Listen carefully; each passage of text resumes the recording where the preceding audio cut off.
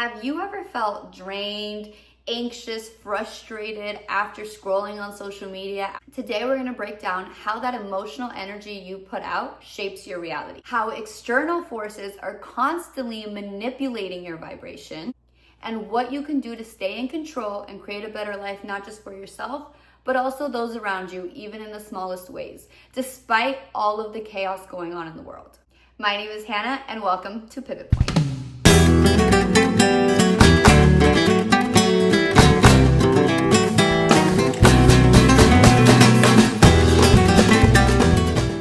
First, I want to start off by saying that I totally understand the feelings of anger, resentment, doubt, sadness that are going on right now with everything happening in our country and in the world. As an immigrant myself, I stand with every immigrant out there that is just looking for a better life. I want to start by saying that and making my stance on that clear. But let's get into it.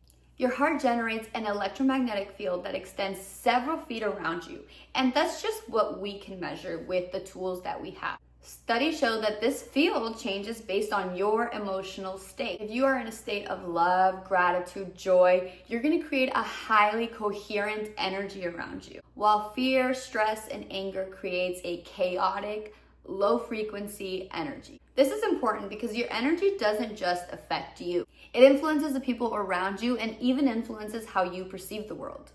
The law of vibration says that what you put out, you attract more of.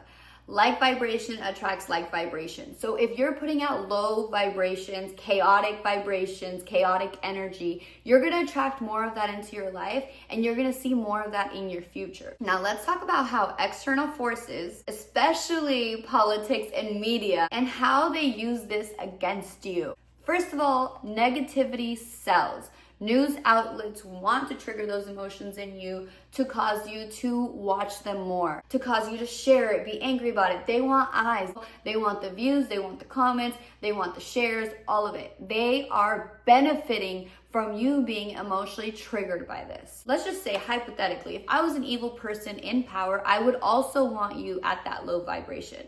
And I will tell you why shortly. The more emotionally triggered you are, the longer you stay hooked, and the more influence they end up having over you without you even realizing it.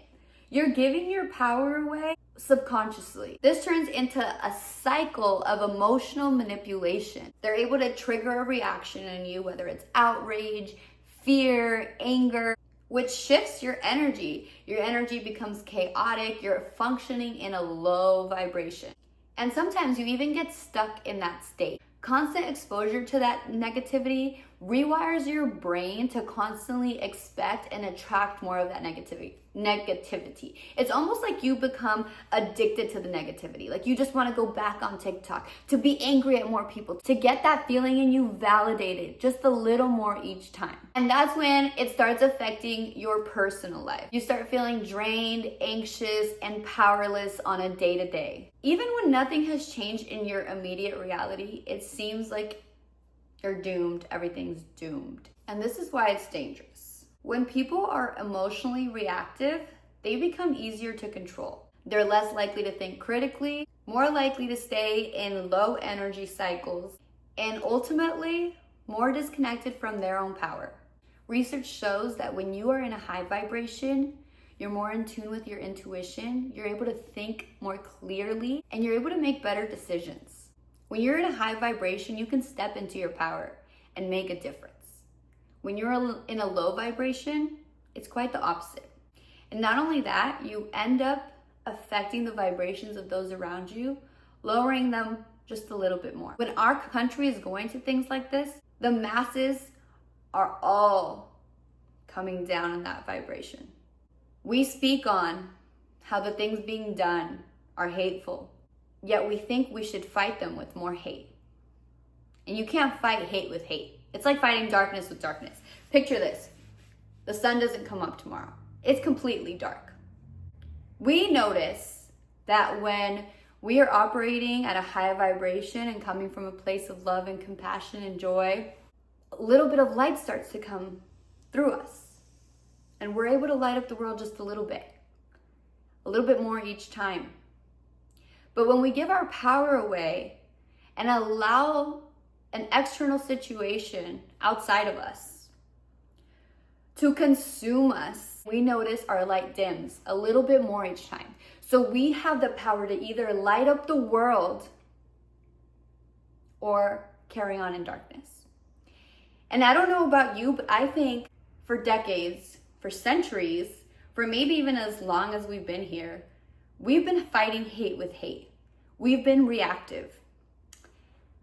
And I don't think that's worked for us. If what we're doing isn't working, why not try a different way? So how do you protect your energy while still staying informed? Because I'm not saying it's not important to stay informed. I'm not saying it's not important to make a difference. How can you stay informed and make a difference while protecting your energy and really creating lasting impact in the world? Because doom scrolling and being angry at your phone and fighting with people online is not going to create that lasting impact that I know many of us are hoping to create. So if you want to stay informed without lowering your vibration, here are some things you can do. First, be intentional about how much media you consume and what you're consuming. Know when something's just trying to trigger an emotion out of you and don't let it take your power. If you hear something or see something, research it. Get to the bottom of it. Get to the truth. Find a fact-based article, not a biased article, not an opinionated article. What are the facts? Avoid getting emotionally pulled into arguments that don't serve you, whether it's in person or online. Again, giving your power away. Don't let them dim your light. Work on regulating your heart's energy. And some ways that you can do this is by having a gratitude journal or just simply saying things that you're grateful for every day. Take a few minutes to do some breath work. Some people think that when you're meditating, or if you want to meditate, it has to be for an extended period of time. You can literally take 1 to 2 minutes out of your day. Breathe in for 8 seconds, breathe out for 8 seconds. Belly breaths, all right? Do that and think about the things that you are grateful for. And be intentional with what you share with the world. Instead of spreading fear, amplify solutions or opportunities to help.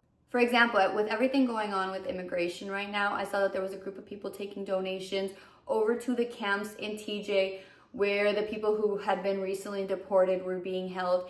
And so what they were doing was taking supplies, food, water, all sorts of things to try and help them out. And then once you're there and you are face to face with these people, you can kind of see in what other ways you can help and what ways you can advocate. That would be so much more impactful than sitting at home crying about the situation. Like, let's just be real. Am I saying you can't cry about the situation? No. We should feel all the emotions. We're human. You can always say, you know what, I'm going to give myself this time to be sad about it. And then I'm going to move forward and I'm going to step into my power and I'm going to see if there's something I can do about it. I'm going to get informed. I'm not going to spread hate. I'm not going to live in fear. I'm going to trust. But I'm also going to do what I can to make a difference. So basically, instead of getting trapped in a cycle of outrage, ask yourself, how can I make a difference? How can I contribute to a solution?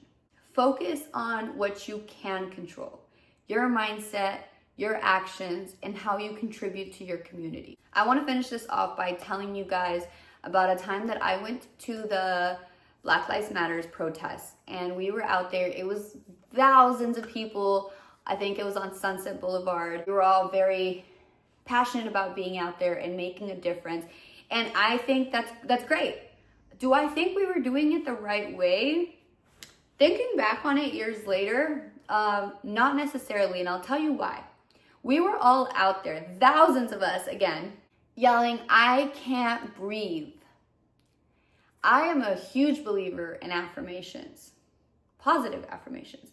And that is one of the most negative affirmations that we could be yelling with so many people. Like, the difference we can make when we have that many people together, if instead of all of us lowering our vibration and turning it into anger and sadness and yelling, "I can't breathe," we all upped our vibration and said, "I can breathe. I deserve to breathe. I deserve to be here." Said the positive things that we want to see in our future aligned, or even better, kind of, in my opinion, sat down and meditated. Thousands of us meditating at the same time, getting our vibration to the ultimate high. Could that have possibly made a bigger difference? I don't know. All I do know is that I came home that night and I literally couldn't breathe. I had a huge panic attack because I felt like I couldn't breathe. And that's when I realized, why was I yelling that all day? I know that not everyone is going to agree with me on this. But if I was, again, hypothetically, if I was an evil person in power, I would want the masses out there yelling, I can't breathe too. We have to take our power back. Stop giving it away. So remember, your heart's energy is powerful. But if you always let outside forces dictate it, you'll always be at the mercy of the world's chaos. Protect your vibration. Stay intentional about what you focus on and use your energy to create solutions instead of feeding into the negativity. I hope you guys enjoyed this video. If you did, please give it a like, comment, share. I am pretty new to YouTube, so thank you so much for watching. I hope that this video made a difference in your perspective and that you are going to put this into practice and completely step into your power.